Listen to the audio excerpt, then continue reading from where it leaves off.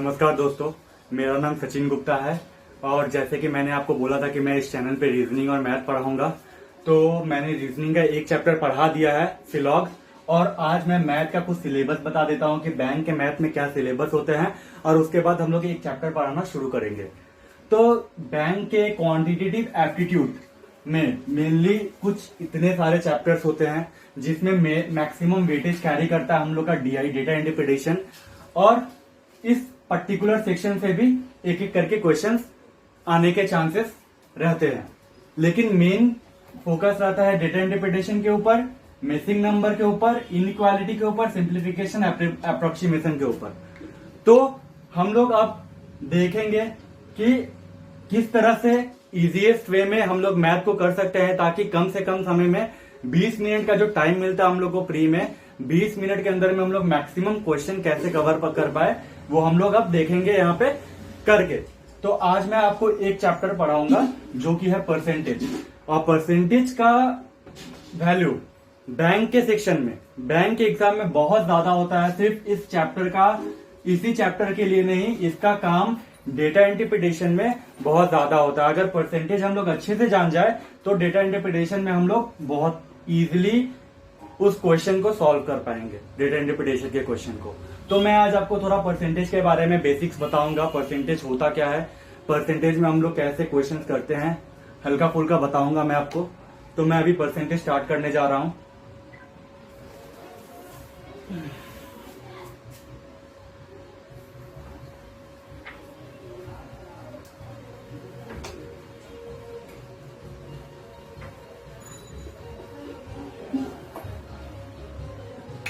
क्या पढ़ाऊंगा मैं? परसेंटेज।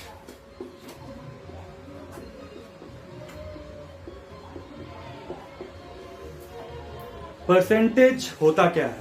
हम लोग डेली लाइफ में बहुत बार बोलते हैं कि मेरा एग्जाम में 60% मार्क्स आ गया, कोई बोलता है मेरा 80% मार्क्स आ गया, कोई बोलता है मेरा 95% मार्क्स आ गया। तो वो जो 95% मार्क्स बोलता है, 80% मार्क्स बोलता है, वही एक्चुअली हम लोग का परसेंटेज होता है। परसेंटेज को हम लोग कैसे डिस्क्राइब करते हैं? परसेंटेज कुछ नहीं, परसेंटेज मेरा एक फ्रैक्शन वैल्यू है जिसके डिनोमिनेटर में मेरा 100 होता है। परसेंटेज मेरा एक फ्रैक्शन वैल्यू है जिसके डिनोमिनेटर में मेरा 100 होता है, और जो न्यूमरेटर में जो वैल्यू होता है उसको हम लोग बोलते हैं रेट ऑफ परसेंट।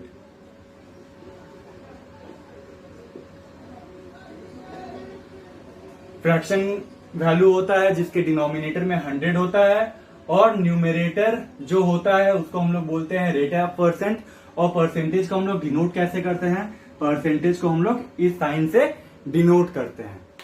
तो कुछ देखते हैं कि परसेंटेज में हम लोग एक्चुअली सॉल्यूशन कैसे करते हैं। एक छोटा सा एग्जांपल मैं आपको दिखाता हूं परसेंटेज में हम लोग कैसे सॉल्यूशन करते हैं। सपोज यहां पे ऐसा दिया x% ऑफ y।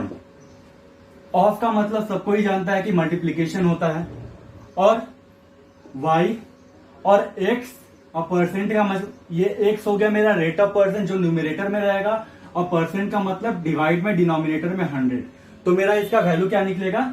xy/100। तो x% ऑफ y का मतलब कुछ नहीं होता है, xy/100 होता है। जैसे इसी जगह पे अगर आपको दे दे कि 60% ऑफ 300, तो इसको हम लोग कैसे निकालेंगे? इस तरह से 60 मेरा रेट ऑफ परसेंट है, 60 परसेंटेज का डिनोमिनेटर में 100 इंटू 300। तो यहां से 2 0 कट जाएगा, और 60 इंटू 3 180।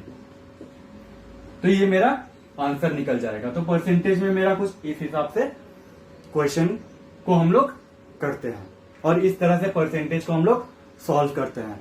अब मैं आपको परसेंटेज का कुछ फ्रैक्शन वैल्यू में कुछ वैल्यू लिखवा दे रहा हूं, जिससे कि क्वेश्चन को करने में इजी होगा, और उसको अगर हम लोग मेमोराइज कर पाए तो हम लोग के लिए बहुत अच्छा होगा। और मैं मेमोराइज करने बोलूंगा नहीं, खुद से कॉपी में आप लोग 2-3 बार अगर लिखिएगा तो आप लोग को ऑटोमेटिकली मेमोराइज हो जाएगा। आपको दोबारा मेमोराइज करने की कोई जरूरत नहीं है। तो मैं अभी आपको दिखाता हूं कि क्या हम लोग कैसे फ्रैक्शन वैल्यू को, परसेंटेज को फ्रैक्शन वैल्यू में कैसे लिखेंगे। देखिए एक सर्कल है, सर्कल को हम लोग टोटल सर्कल को क्या पकड़ते हैं? 1। और एक पूरा सर्कल का मतलब होता है 100%। तो यहां पे 100% का वैल्यू कितना है मेरा 1 है। 100% का वैल्यू कितना है मेरा 1 है। अब हम लोग 100% को हाफ करते हैं, तो 100% का हाफ कितना होगा 50%। तो 1 का भी हाफ कर देंगे, तो 1 का हाफ कितना हो जाएगा 1/2। हम लोग 50% को भी हाफ करते हैं 25%। 1/2 को भी हाफ करते हैं तो कितना हो जाएगा 1/4।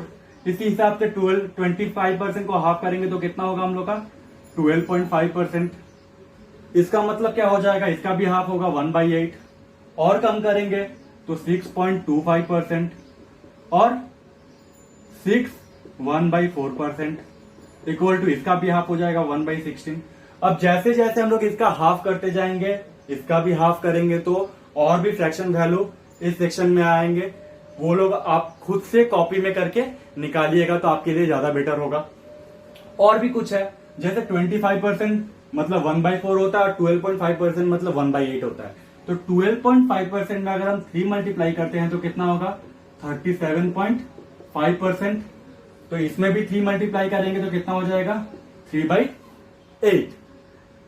12.5% में अगर हम लोग 5 मल्टीप्लाई करेंगे तो कितना होगा 62.5%।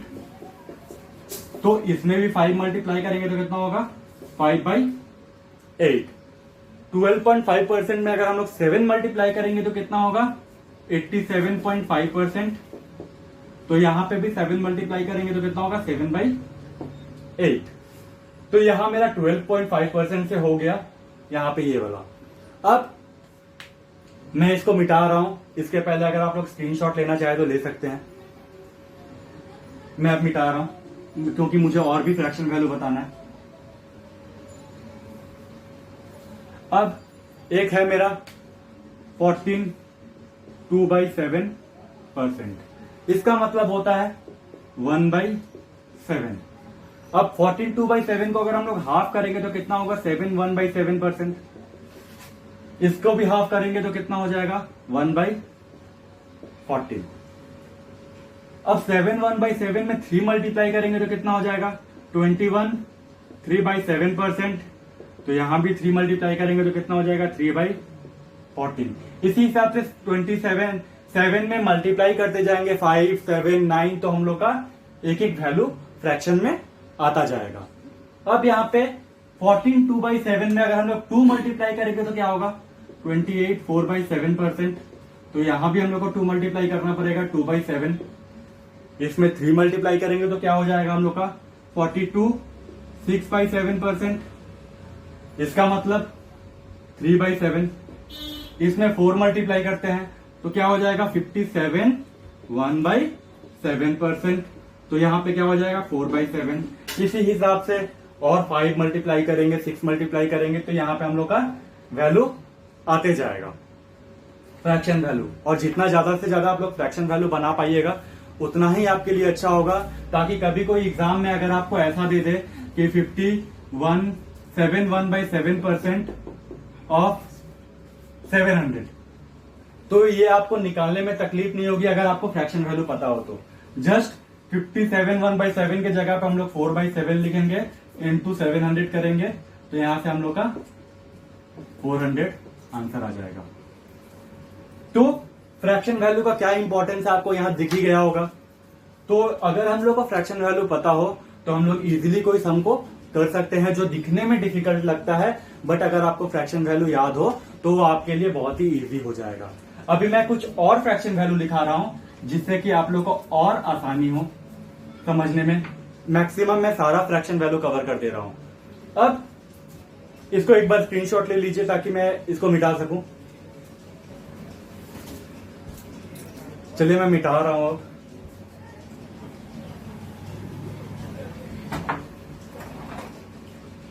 एक होता है 33 1/3%। इसका मतलब होता है 1/3। 66 2/3%। इसका मतलब होता है 2/3।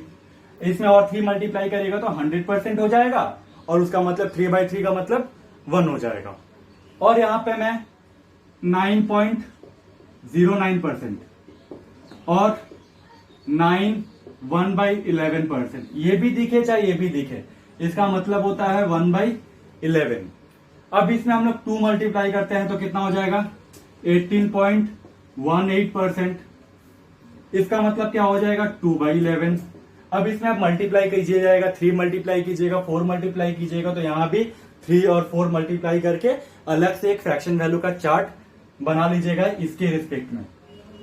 सेम 11.11% और 11.11%, हाँ 11.11 1/9%। इसका मतलब होता है 1/9। अब इसमें आप 2 मल्टीप्लाई कीजिएगा तो 22.22% होगा, जिसका मतलब 2/9। 3 मल्टीप्लाई कीजिएगा तो 33/33% होगा, 33.33% होगा, जिसका मतलब होता है 3/9 का मतलब 1/3। 44.44% का मतलब होगा 4/9। तो इस हिसाब से इसका एक चार्ट आप लोग बना लीजिएगा जिससे कि क्वेश्चन करने में इजी हो। चलिए मैं इस कुछ फ्रैक्शन वैल्यू के ऊपर आपको 2-3 एग्जांपल करवा के दिखाता हूं। सिंप्लीफिकेशन में एग्जैक्ट ये क्वेश्चन आएंगे जो कि आप लोग के लिए बहुत ही इजी होगा। तो देखते हैं कुछ क्वेश्चन इसके ऊपर।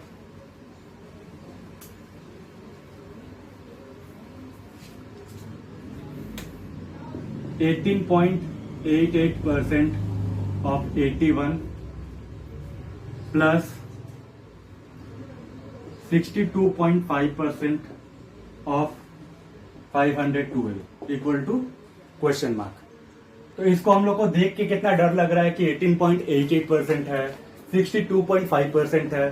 तो अगर हम लोग को फ्रैक्शन वैल्यू पता हो तो हम लोग इस चीज को बहुत ही इजीली कर सकते हैं। जैसे कि मैंने अभी आपको दिखाया कि 18.88% का मतलब क्या होता है। सॉरी, यहां पे मैं 121 दे देता हूं।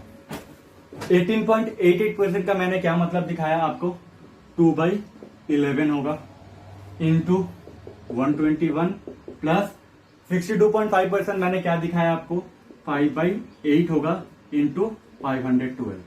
अब इसको काटिए, 11 से 11 बार में कटेगा, यहाँ पे हो गया 22 प्लस यहाँ पे 64 बार में कटेगा, यहाँ पे हो गया 320। तो मेरा कितना हो जाएगा 344 आंसर आ जाएगा। बहुत ही इजीली बन गया ये सवाल, लेकिन देख के बहुत डर लग रहा होगा क्योंकि 18.88% सबके लिए पॉसिबल नहीं है निकालना। अगर फ्रैक्शन वैल्यू पता हो तो देखिए एक लाइन में सवाल बन गया। और यही अप्रोच हम लोग को पकड़ के चलना पड़ेगा कि ये मेरे इतना अच्छा से हम लोग इसको मेमोराइज माथा में रख ले ताकि मेरे को एग्जामिनेशन हॉल में मेरा इस चीज का मतलब 2/11 होता है ये मुझे पता हो। चलिए और एक एग्जांपल देता हूं मैं आपको।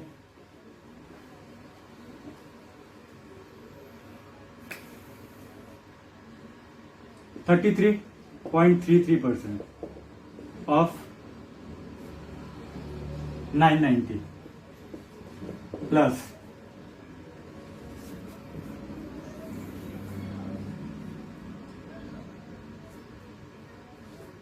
57 1/7% of 343।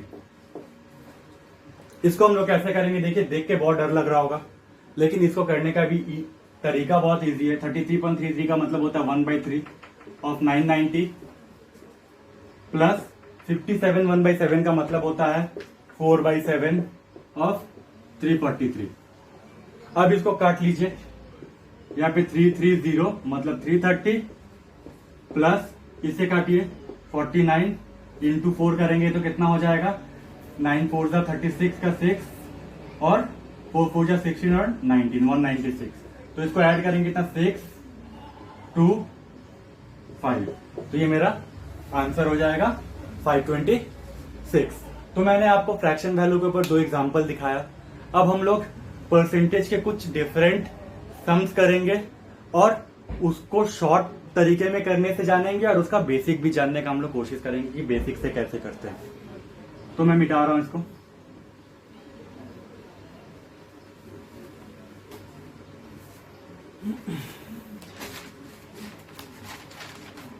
मैं कुछ क्वेश्चन लेके आया हूं अपने साथ ताकि मैं आपको अच्छे से दिखा सकूं।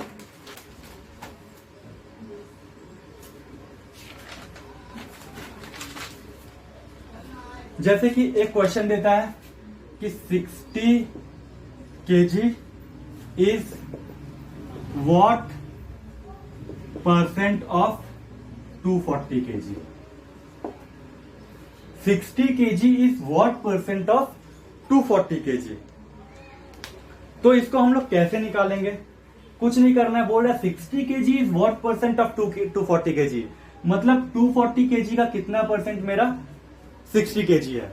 तो 240 मेरा डिनोमिनेटर में जाएगा, क्योंकि इसी के रिस्पेक्ट में हमको निकालना है 60 kg का कितना परसेंट है। तो जिसके रिस्पेक्ट में हम लोग निकालेंगे वो हमेशा मेरा कहां पे जाएगा? डिनोमिनेटर में जाएगा।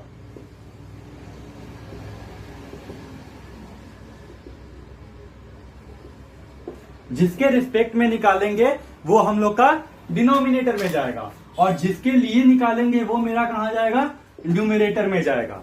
और परसेंटेज निकालने के लिए हमेशा 100 मल्टीप्लाई करेंगे। तो अब इसको काट लीजिए, तो कितना हो जाएगा? 25%। 60 kg मेरा कितना है 240 का? 25%। अब ये तो हो गया एक। अब इसको हम लोग बिना कॉपी पेन के कैसे करेंगे? जस्ट देखिए, 240 का 10% कितना होता है? 24। तो 20% कितना हो जाएगा? 48। और 240 का 10% 24 होता है, 5% कितना हो जाएगा? 12। तो 48 और प्लस 12 कितना हो जाएगा हम लोग का? 60। 10, 10 और 5, तो टोटल कितना हो गया मेरा? 25%। जस्ट इसको मुंह में हम लोग कैलकुलेशन कर लिए। ये मेरा एक एग्जांपल हो गया कि जिसके रिस्पेक्ट में हम लोग निकालेंगे वो हम लोग का डिनोमिनेटर में जाएगा, और जिसके लिए हम लोग को निकालना है वो हम लोग का न्यूमरेटर में जाएगा। तो ये एक छोटा सा क्वेश्चन था परसेंटेज के ऊपर। अभी मैं आपको और डिफरेंट क्वेश्चन दिखा रहा हूँ। जस्ट बेसिक ही बताऊंगा मैं आपको आज, थोड़ा एडवांस लेवल में या मॉडरेट लेवल में मैं आपको अगले दिन दिखाऊंगा परसेंटेज, ताकि आप लोग अच्छे से परसेंटेज को फिलहाल के लिए समझ ले कि परसेंटेज होता क्या है, परसेंटेज में हम लोग कैसे करते हैं। मैं मिटा रहा हूं इसको।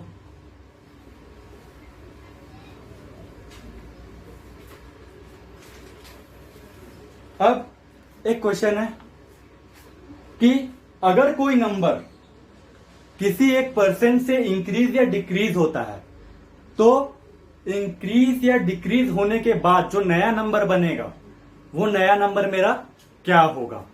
मान लीजिए कोई नंबर मेरा x है और उसको हम लोग y% से इंक्रीज कर रहे हैं और डिक्रीज कर रहे हैं, तो हम लोग का जो न्यू नंबर फॉर्म होगा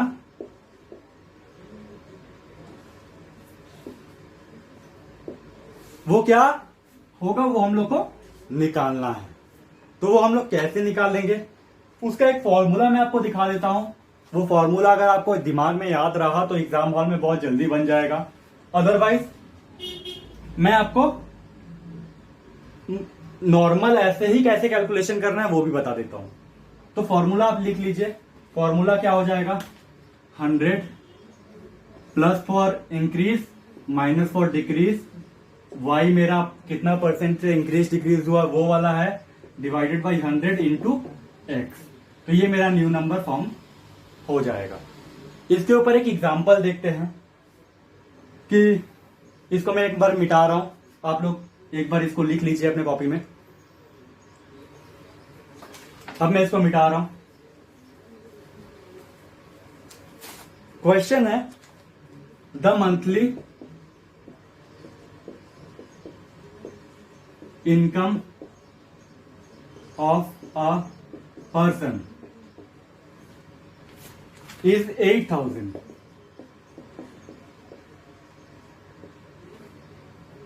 If his income is increased by 20%, what will be his new income? ये मेरा क्वेश्चन है। इसको हम लोग कैसे करेंगे? सपोज आप लोग मान लीजिए कि उसका टोटल इनकम कितना था? 100, और 100 के रिस्पेक्ट में मेरा क्या है? 8,000 दिया हुआ है। अभी कितना इंक्रीज किया है? 20% इंक्रीज किया है। तो 100 में 20% इंक्रीज करेंगे तो क्या हो जाएगा, 120 हो जाएगा। 100 का 20% 20 होता है, जो कि इंक्रीज किया है, तो 120 हो जाएगा। तो 120 के रेस्पेक्ट में कितना आपको निकालना है, तो आप इसको पहले शॉर्ट कर लीजिए। ये 5, ये मेरा 6। अब 5 से इसको काट दीजिए, 1600 और 6 से मल्टीप्लाई कर दीजिए, तो कितना हो जाएगा, 9600। ये मेरा आंसर हो जाएगा। ये तो रहा मेरा इंक्रीज का। इसी हिसाब से अगर डिक्रीज का पूछे, सॉल्यूशन में मिटा रहा हूं,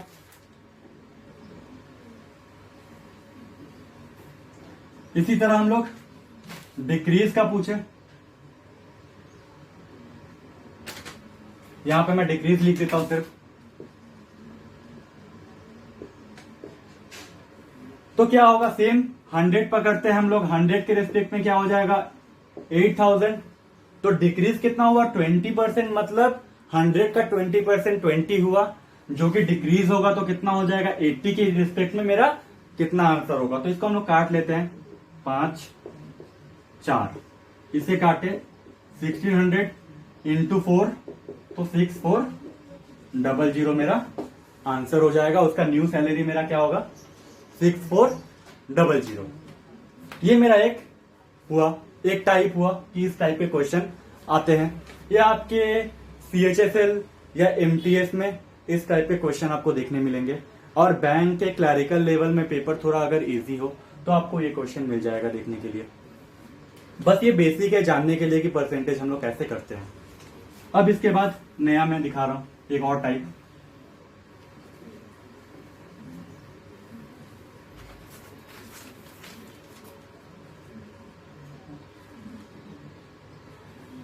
अगर ऐसा रहा कि कोई एक वैल्यू किसी दूसरे वैल्यू से x% ज्यादा है, तो उस रिस्पेक्ट में हम लोग कैसे निकालेंगे। सपोज ये टाइप दिया हुआ है कि if x is a% more than y, ये मेरा दिया हुआ है। तो पूछेगा कि y is how much % less than x, तो y then y is how much % less than x। इसको हम लोग कैसे निकालेंगे, तो इसका मैं आपको एक फॉर्मूला लिखवा दे रहा हूं। वो फॉर्मूला अगर आप याद रख पाए तो ये शॉर्ट ट्रिक हो जाएगा।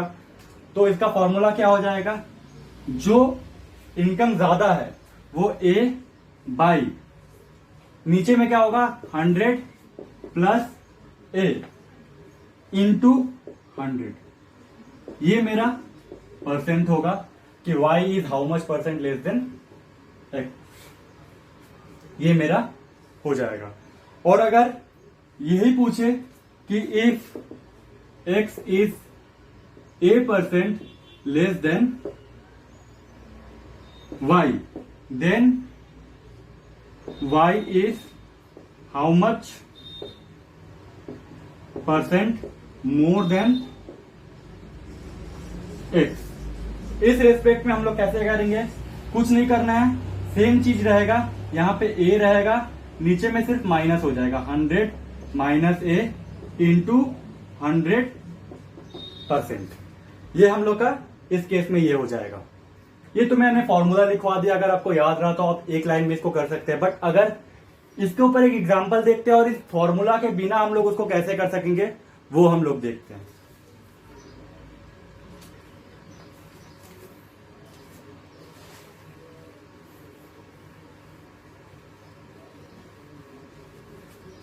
एक क्वेश्चन दिया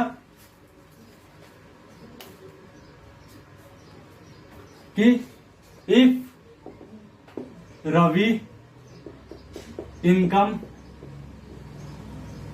is 20% more than Rajiv's income, then Rajiv's income is how much percent less than Ravi's income.